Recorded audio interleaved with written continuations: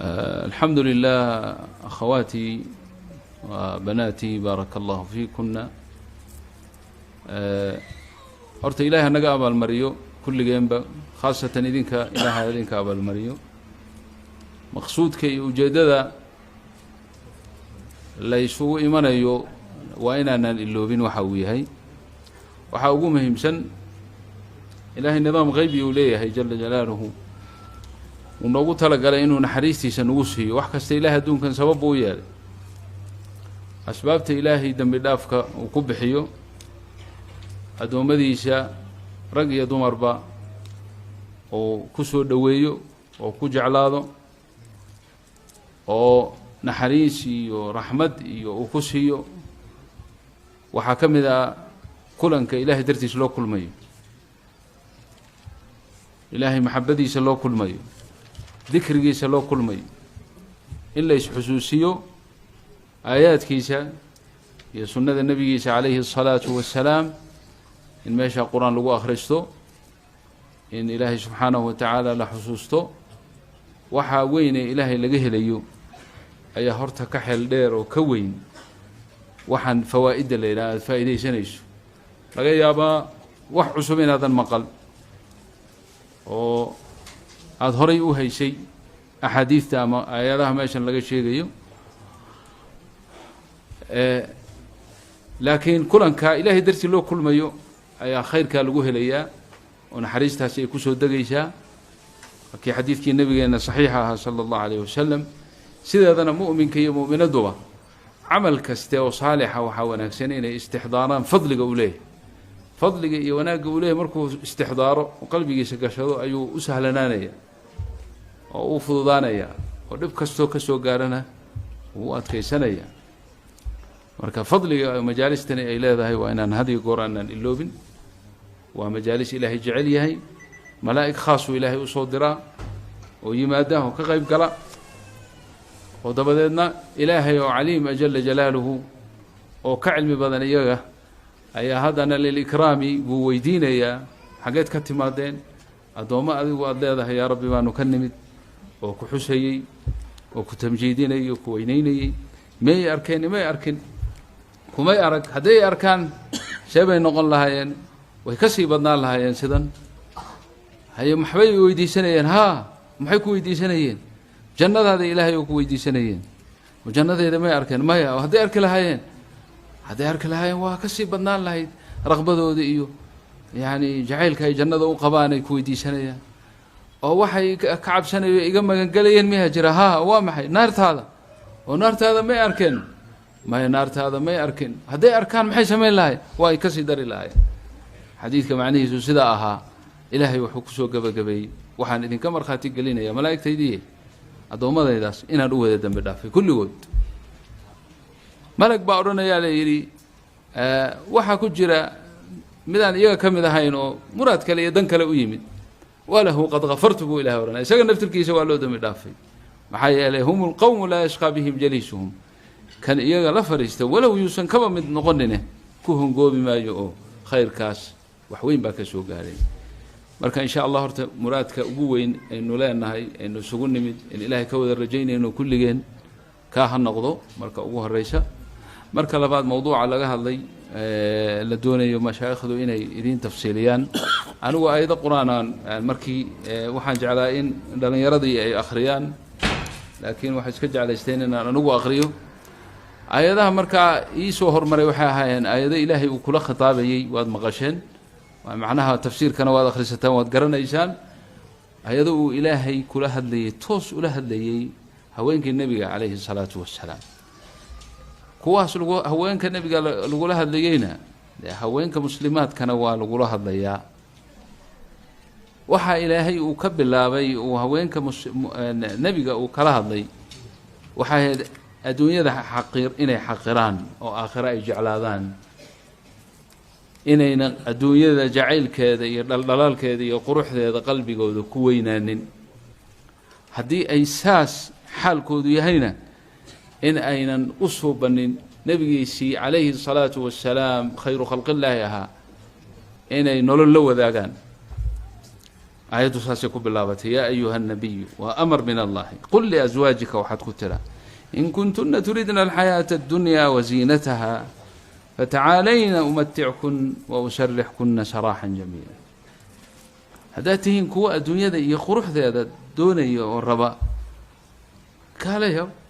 وان إذن فريا وأنا إذن يعني متاع وحليلة وحلسيو المرأة مركا لفرو أو يعني لوك جبك سوقاري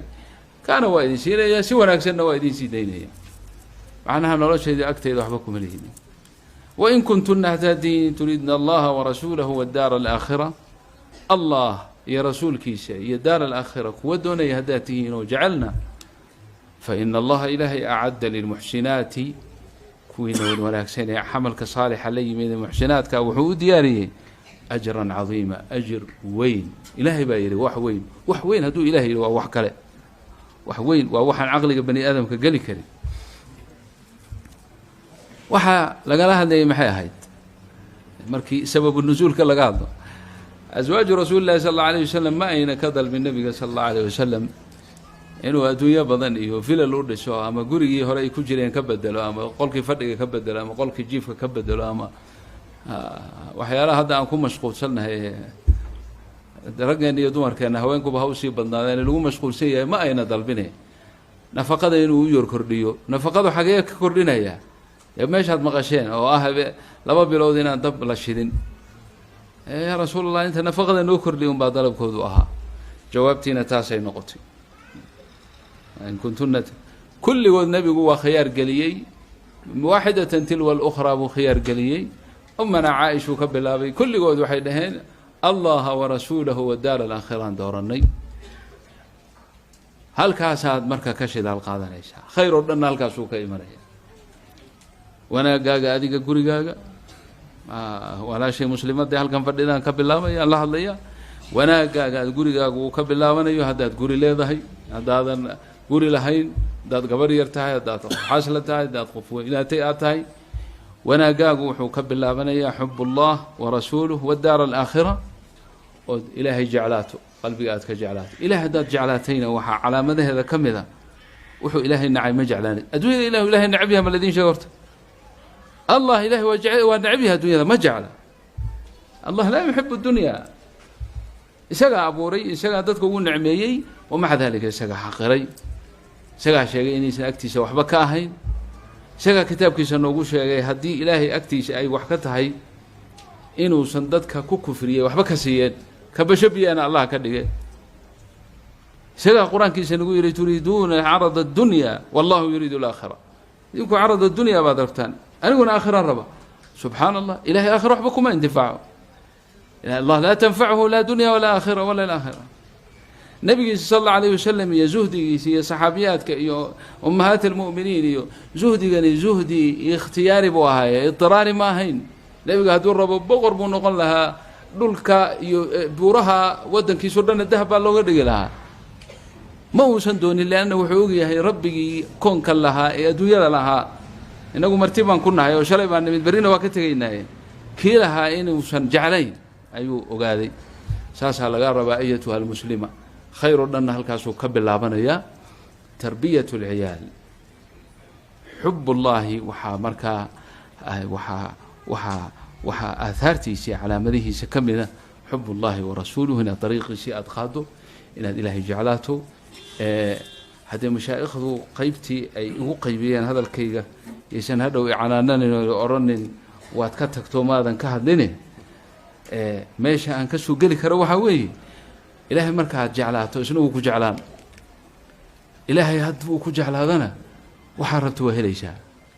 أي شيء دون إلهي وكسينا وحالا يري بريقي هوري دادكي هوري ولا إسكي إبسان جري داد بالا إسكي إبسان جري وقبر با مدسو إبسادي مركاسو قريقا كان سادي وخادمة دو شغيسو يعني أدونتي سي مركاه يعني قبر سالي حدا يهيدو مؤمن هذا markay hawshii iyo shaqadii iyo wuxuu rabay u dhameysay ay tiri xaaje kale ma leedahay maya ifasax marka waa hawl baan leeyahay rabbigeed bay hor istaagtay waa ama waa abda waqafat bayna habeenkii oo dhan bay ilaahay hor taagnayd markaasay isagii markuu saq dhexe ay tahay baa kacisay baa layidhi oo tiri yaa sayidii kac oo ilaahay xus habeenka yuuna ku dhaafine hurdadaan isku adkeeyey buu yidhi isagaa sheekaynaya ka bacdi haddana waxay hadal adag igula hadashay buu yidhi waqtiga saxarka oo salaadulfajriga ay soo dhowdahay ayaa waxay tihi ayu cabdi suwayn anta yani addoon xun baa tahay habeenkii uu sidan ku tegay adigoon rabbigaa xusin markaasaan kacay oon weysaystay oo waxaan anugu agteeda ku tukanayaan waxaan maqlay buu yidhi iyadoo ku ducaysanaysoo leh allaahumma bixubbika lii fakfir lii ilaahayow waxaan kugu weydiisanayaa oon kugu dhaarinaya oon ku weydiisanayaa xubbiga jacaylka adigu aad ii leedahay jacaylka adigu jacaylkan ku jeclahay maaha ilaahu adigu jacaylka aad jeceshahay dartii iigu dembi dhaaf fabixubbika lii fakfir lii su-aal baa meesha ka timid oo waan weydiiyey buu yihi gabadha waxaan ku idhi adiga inuu ilaahay ku jecel yahay ayaa kuu sheegay ilaahay inuu jecel yahay waxaa ii sheegay bay tidhi inuu xalay oo dhan ii ogolaaday inaan la munaajoodo oon isaga la faqo oon xuso adiga iyo kuwa kula midna uu seexiyey taasa aniga daliili uga aba taasaa calaamadii abay inuu ilaahay hadduusan jeclayn iima ogolaadeen dikrigiisa iima ogolaadeen markaad ilaahay jeclaato oo munaajaadkiisa uu kuu furo oo dikrigiisa uu kuu furo wax alla waxaad doonaysa waa iska helaysaa khayra iyo dunya waa iska helaysaa salaaxa duriyaad helaysaa muraadkaagoo dhan baa ilaahay kuu sahlayaa ilaahay waa qaadir allah rabbulcaalamiina wax ciliili agtiisa ka ah ma jiro innaga iyo dacfigeenna iyo yaqiinteenna iyo macrifo la-aanteena iyo calaaqadeedoona calaaqada aan rabbigan la leenahay oo sadxi noqotay oo daciif noqotay unbaa naga hortaagan mooye allahu rabbulcaalamiin qaadir calaa kulli shay xawaa'ijtaadoo dhan ilaahay baa kuu gudaya cid kalood u baahan tahay male ee rabbigan aan baranno dikrigiisa aan ku dadaalno daacadiisana aan ku dadaalno waa sheekh cali oo ag fadhiya waa ximximaya wuxuu leeyahy waqtigii wuu iska dhammaaday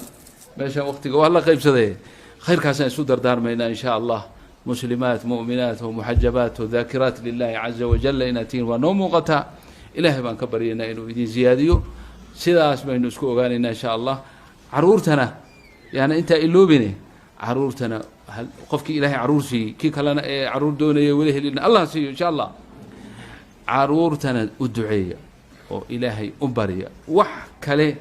وهداية هنوك هذا اللي قاريا مجرو dadaal kaste iyo dhib kaste iyo wax kastoo isku daydo waa sida la oran jiray hal bacaad lagu lishay waxba ka dheefi maysid haddaadan rabbiga u cuskanin marka ilaahay cusko oo markaad adigu calaaqa fiican ilaahay la yeelato oo daakirad noqoto oo qiyaamu leyl tukato oo bayna yaday ilaahay oydo markaasaa ilaahay subxaanahu watacaala ilmahaaga uu ku hanuuninayo saalixiin oo quratu acyunin kaaga dhigaya tawfiiqda allahna waafajiyo baaraka allah fiikum